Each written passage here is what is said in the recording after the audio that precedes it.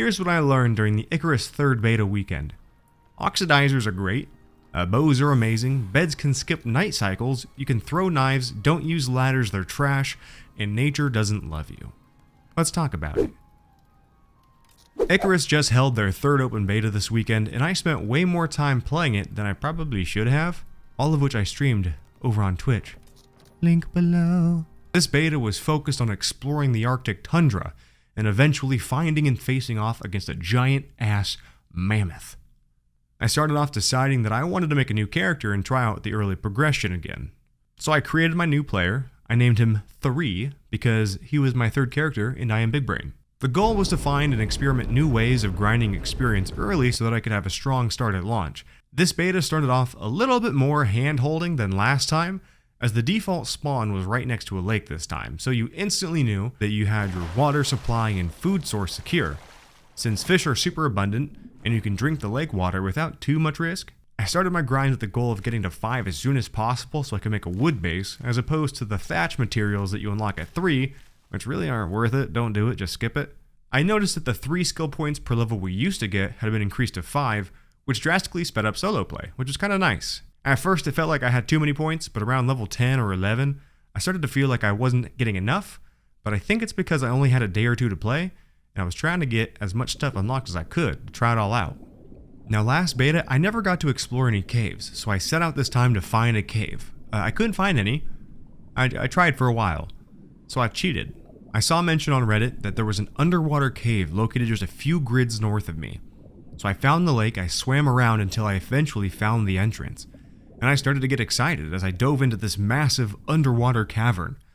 I swam much further than I had expected, and I eventually popped up into this cave, which was dark. Like super dark. I started to have flashbacks of the forest, and I realized I don't really know if there's monsters or cave dwellers in this game, and I got a little bit spooked. I journeyed deep into this cave and gathered iron and copper and found all these other rare ores that I couldn't even harvest yet. Eventually I made my way outside, way overburdened, and put half of my goods into a chest that I planned on coming back to finish transporting all of my ores. Spoiler alert, the chest disappeared, probably due to some weather shenanigans, so I lost all of my iron, copper, and pride. At this point, I very eagerly began smelting iron ingots and knew I was about to get my hands on some delightful iron tools, and boy did I. Once I had my tools, I figured I had matured into a beautiful enough butterfly that it was time to flap my wings and go up into the snow. So I began amassing enough building materials to live in luxury once I got there. Lots of beams, walls, floors, everything was made and ready to go, but nature, being the beautiful bastard it is, said no. I was just hanging out in my house, talking to the good people in chat, and lightning came. I think that might have been my house. Oh, my house is on fire. Hold up. Where's my whacker? That one took off a little bit. Oh god. Oh no. Oh no! My house! I don't even know if I'm using the tool right. I'm out of stamina. There's so much rain, but I don't know if this one's salvageable. Oh no! No, my house! Hold up, let me get my things. No! Oh my god, it's all on fire! This fire whacker is not doing anything. Oh no. I'm trying so hard. Oh god. Wait. Get the ores. Get the ore. Get the valuables. Oh my god, I'm on fire. Ah. Oh no, my house. Oh, the rain stopped. We'll do something. This deer's just looking at me. Oh man. My house was so beautiful. And boy did chaos ensue. So after that I took which little supplies I was able to gather during the fire, scraped together what little pride and dignity I had left, and we journeyed out. Eventually finding the correct entrance to the snow, and it was beautiful. The landscape, the weather, the sounds, the terrain, these giant ice ravines, it was amazing. What wasn't amazing was my realization that there was no more wood out here, or fiber, except for a little bit of driftwood. And I didn't have enough stuff with me to make a base, because I lost it all. And that was all okay. Until it wasn't. A ways into my journey, we ran into a wolf. After it took a good chunk out of me, the cold decided that it wanted a piece of me too. Oh, look at that. I had just enough time to throw down the supplies that I had, which ended up being a couple ramp ceilings for some reason, 2 floors, 4 walls, just in time to get my bed to be considered in shelter so I could use it and set it as my spawn point. And then I died about 3 seconds later. We did it. We successfully ventured out. We had a mini base to start with, and all was going to be okay. Except for one thing. That wolf had friends. And these friends decided that I was not deserving of life. Or a base, really. After dying over... No, cheating! And over. Oh my goodness. My God. And over again. These wolves must have gotten tired of me, and they decided to attack my bed. And I died again, and I respawned back at the default spawn. No house, no tools, broken pride, but I still had the determination to make my way to the snow and find this mammoth. Gathered up enough resources to build a base once I got to the snow, and we made it. Upon arriving, a pack of wolves decided to help me unpack. How thoughtful. And I respawned back at the lake. Again.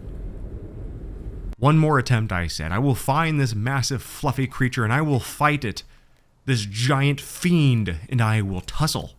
I said that, I promise. That's the word choice. And I did. But it was the wrong massive fluffy creature. I ran into a bear. It ate me and the remaining pride I had. And this is where my beta came to an end. Overall, here are my thoughts of the 3rd beta weekend of Icarus.